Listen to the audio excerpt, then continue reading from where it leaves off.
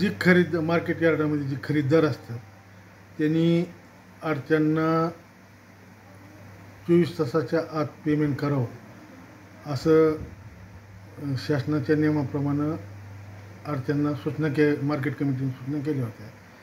त्याप्रमाणे आडत्यांना सूचना केल्यानंतर आडत्यांनी 24 तासात पेमेंट करण्याची मागणी व्यापाऱ्यांना केली आणि त्यानंतर व्यापारी आम्हाला 24 तासात पेमेंट करायला अडचणी येतात,